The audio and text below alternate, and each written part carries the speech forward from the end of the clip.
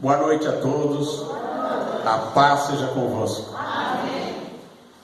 Abra sua Bíblia na Epístola de São Judas, do versículo 3 daí em diante.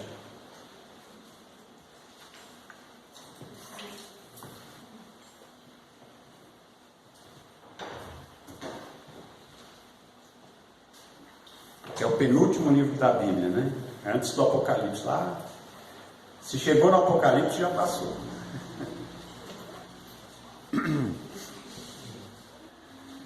Diz assim: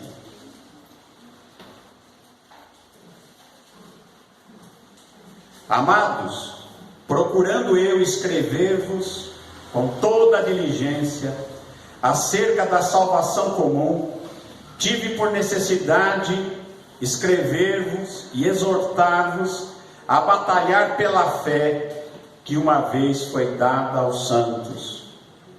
Porque se introduziram alguns que já dantes estavam escritos para esse mesmo juízo, homens ímpios que convertem em dissolução a graça de Deus e negam a Deus, único dominador e Senhor nosso, Jesus Cristo.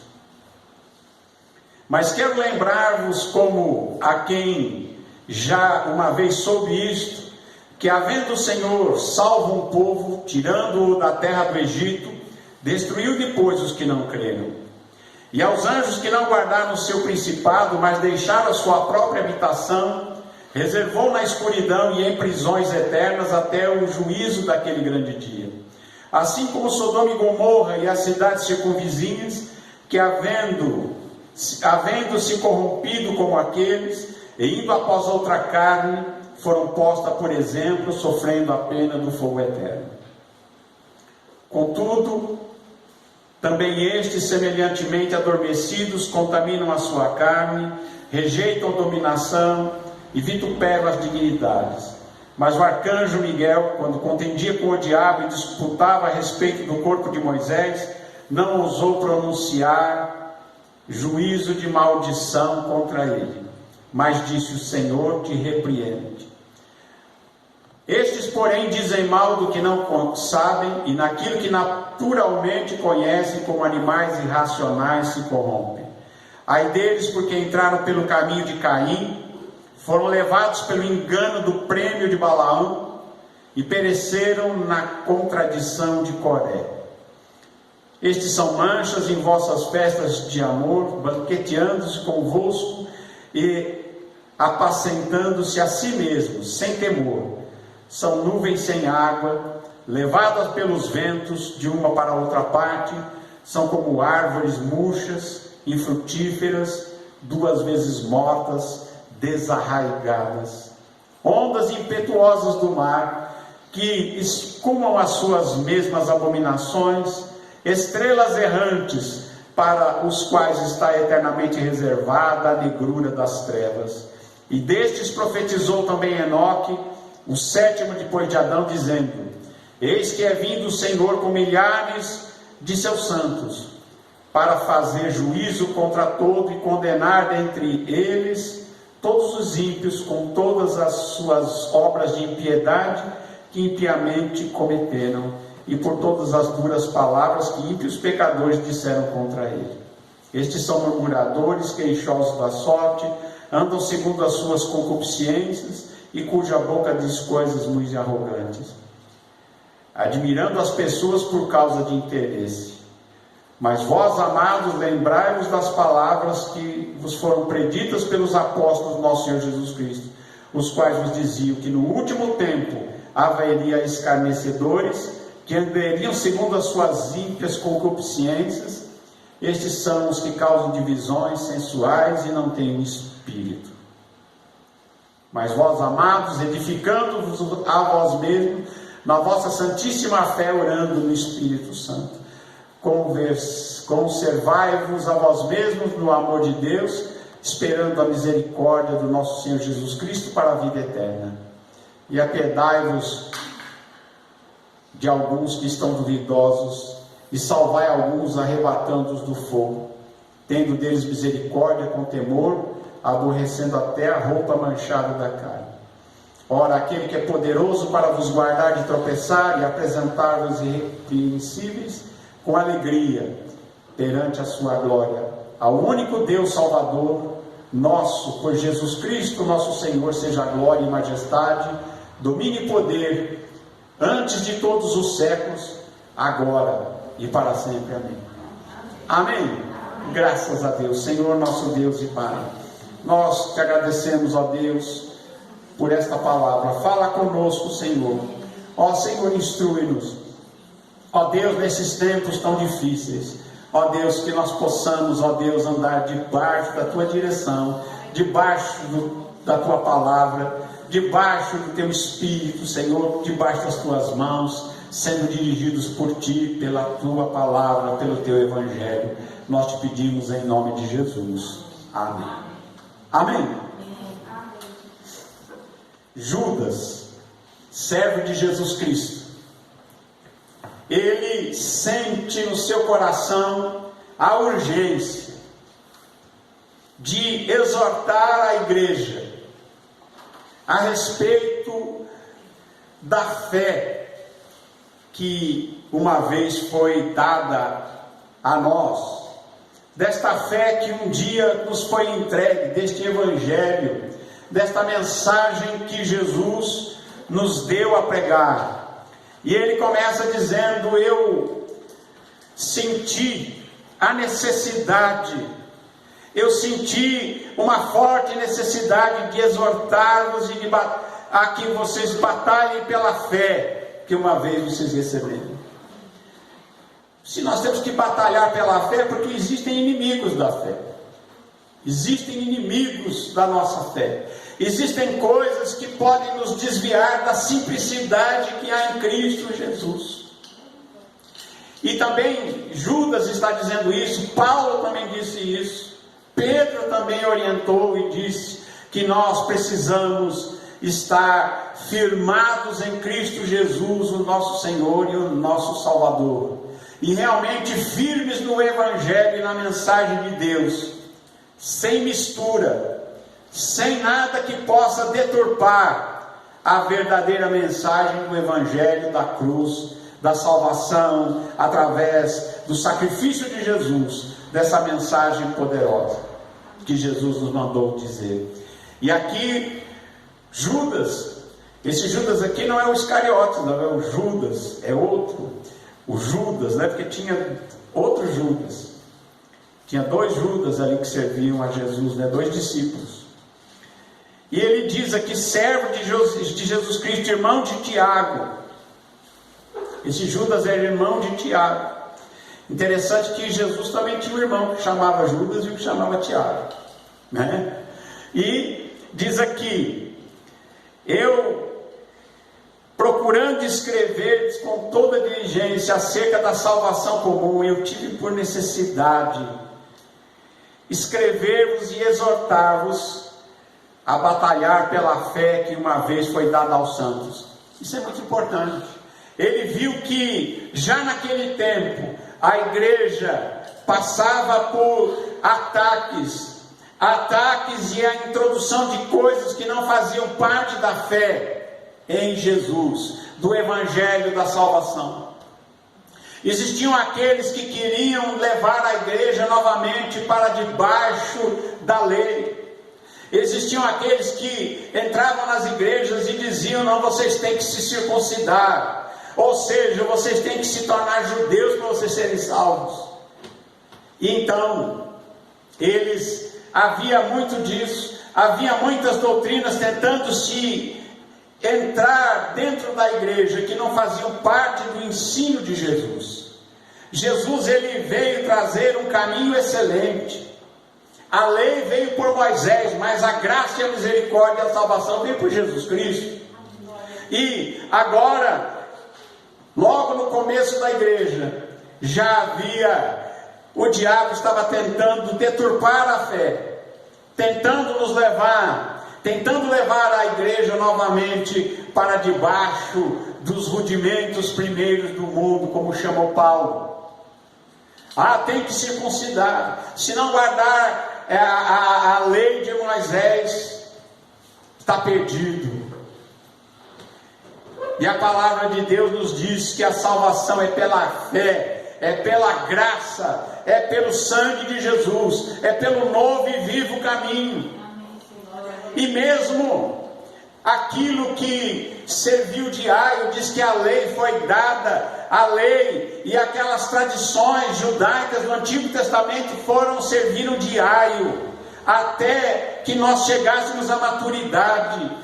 Aio é aquele empregado que leva o filho do patrão na escola. Enquanto a criança, ela é criança, ela não é adulta, ela está debaixo de um tutelador, de uma tutela, de um aio, alguém que estava ali tomando conta dele, mas quando ele chega à maturidade, não precisa mais do tutor ou do aio, daquele que o levava para a escola. E Paulo diz, a lei serviu de aio, até que chegasse Cristo.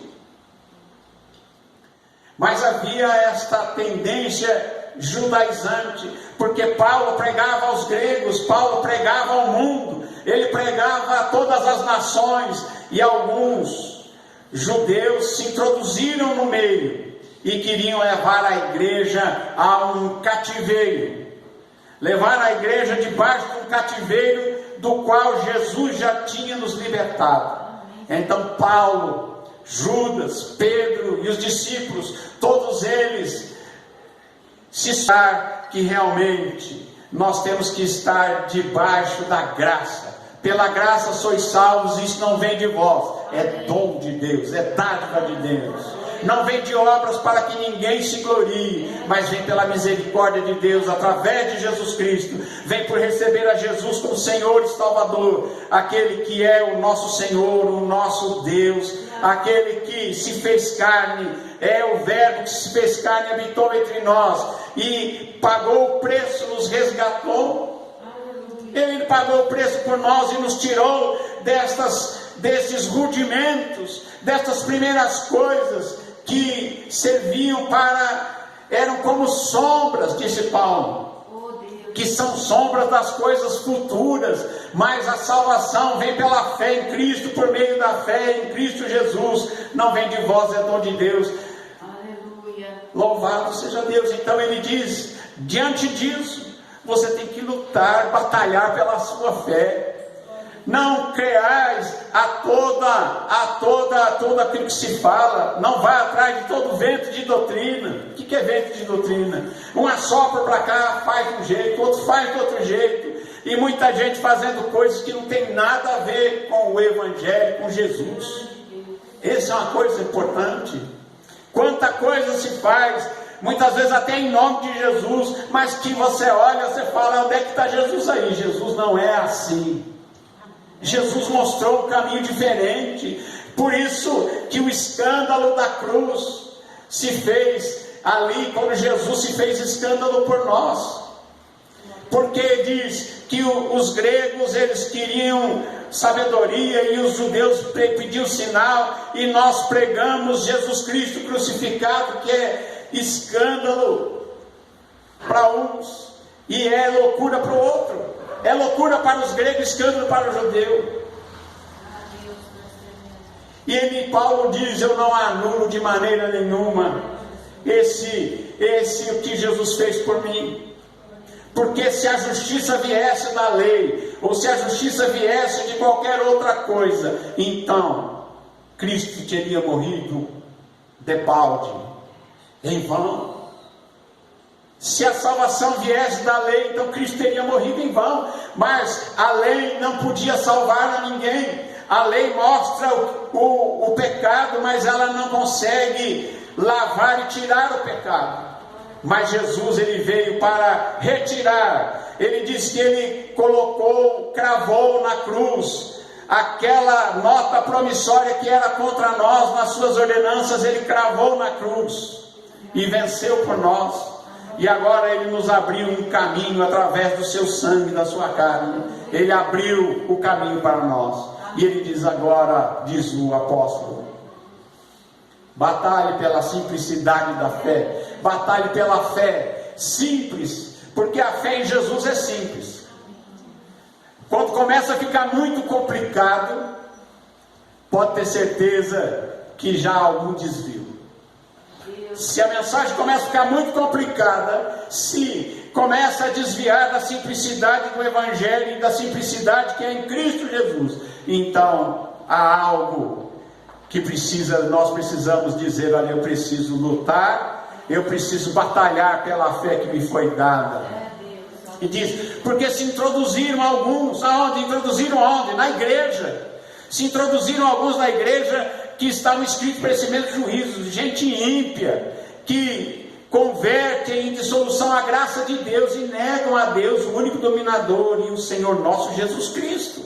Negam a Jesus. Quem é Deus, o único dominador e Senhor nosso? Jesus Cristo. Está escrito aqui, né? Louvado seja Deus.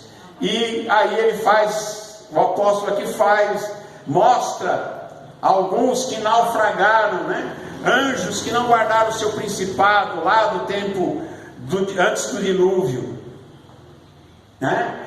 Aqueles anjos que pecaram, anjos que não guardaram o seu principado, deixaram a sua casa, a sua habitação, a sua dimensão, e vieram para essa dimensão, não é? E que, como diz lá no Gênesis 6, que os filhos de Deus viram as filhas dos homens e que quiseram gerar uma prole, e dali vieram os néfilis, os néfilis, os gigantes, antes do dilúvio, e por isso veio o dilúvio. Então estes, apesar de anjos, foram punidos e estão presos até o dia do juízo, para serem julgados no dia do juízo final a respeito deste ato, né? Então disse: Deus não poupou os anjos que pecaram, estes lá do tempo antes do dilúvio. Estes anjos aqui não são os anjos que seguiram a Satanás, não, esses são anjos, os Benai Elohim, lá do Gênesis 6, os filhos de Deus, né? E diz aqui que eles estão presos. E também aqui ele cita Sodoma e Gomorra, ele cita que houve ali contaminação, e agora aqui Judas fala da contaminação do ensino, e do ensino da fé e do Evangelho, e ele compara esta deturpação do Evangelho a estes anjos que pecaram, a pessoal de Sodoma e Gomorra. É claro que com coisas diferentes, mas ele diz: olha, é na mesma linha. Louvado seja Deus. E diz aqui, abra a sua Bíblia aí, em Colossenses capítulo 2, Colossenses 2,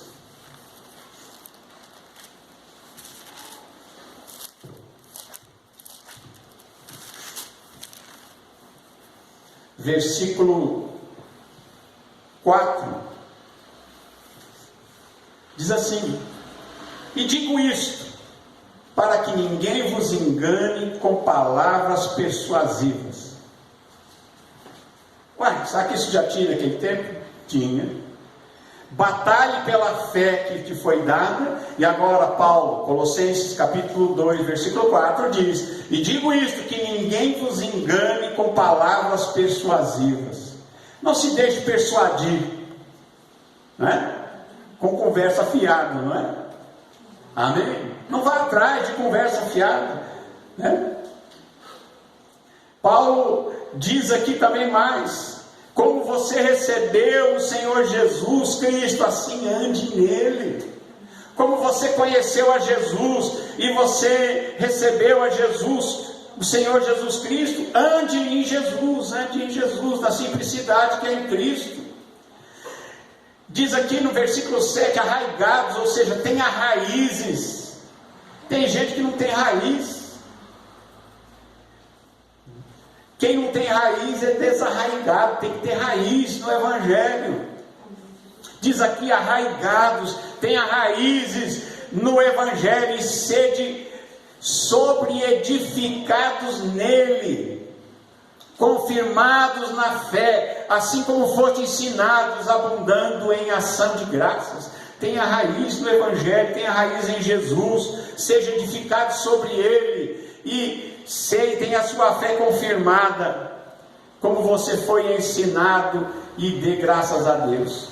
E tenha cuidado, olha só, tenha cuidado, para que ninguém vos faça presa sua, por meio de sutilezas e vãs filosofias.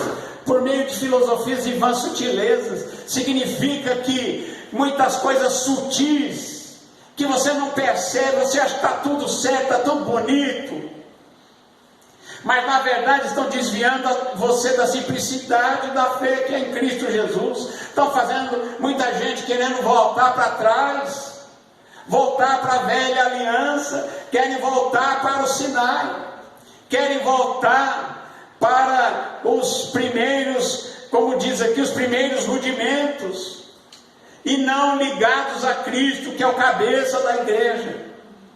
E é nisso que nós, que somos pregadores, temos que tomar muito cuidado, para que nós, pregando, não venhamos a nos desviar do verdadeiro Evangelho. Louvado seja Deus. Então não se deixe enganar, para que alguém te prenda, te coloque numa gaiola, por meio de filosofias humanas, ou de pequenos detalhes, sutilezas. O que é sutileza? É coisa que você nem percebe, é uma coisinha aqui, uma coisinha lá, na hora que você vê, já está enredado. É ou não é? Por meio de pequenas coisas. É por isso que eu digo sempre a vocês: leiam o Novo Testamento, conheçam o Evangelho, conheça Jesus, conheça aquilo que Jesus tem falado, para que você não se desvie do caminho que é Jesus. Amém?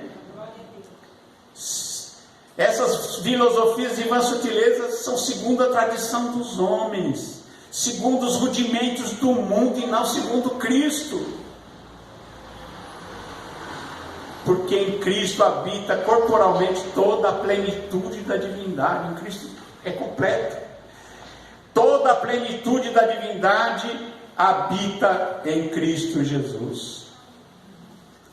E diz aqui a palavra de Deus que ele riscou, havendo riscado a cédula que era contra nós nas suas ordenanças, a qual de alguma maneira nos era contrária, e atirou do meio de nós e cravou na cruz. Né? E diz: e despojou os principados, as potestades, e os expôs publicamente, e deles triunfou em si mesmo. Portanto, ninguém vos julgue pelo comer, ou pelo beber, ou pelos dias de festa, ou da lua nova, ou dos sábados, porque essas coisas são sombra das coisas futuras, mas o corpo é de Cristo. Amém? Tem coisas que são sombras das coisas futuras. Amém? Mas o corpo é de Cristo. Louvado seja Deus. Jesus riscou a cédula que era contra nós nas suas ordenanças, cravou na cruz e nos deu a vitória e a vida eterna. Louvado seja Deus. Amém? Versículo 18 desse mesmo capítulo diz: então, conclusão, preste atenção: ninguém vos domine a seu bel prazer. Não deixe ninguém dominar você, tá? A seu bel prazer, com pretexto de humildade e culto dos anjos, com pretexto de humildade e coisas espirituais. Ele diz aqui: metendo-se em coisas que não viu, e estando de balde inchado na sua carnal compreensão, mas não ligado a Cristo, a cabeça. Então a palavra de Deus diz: não se deixe enganar, não se deixe dominar, ninguém te domine com pretexto mesmo de coisas espirituais, culto dos anjos, né? Ou qualquer outra coisa espiritual que não é realmente ligado a Cristo, mas é um inchaço, né? É um inchaço da compreensão carnal e não segundo Cristo.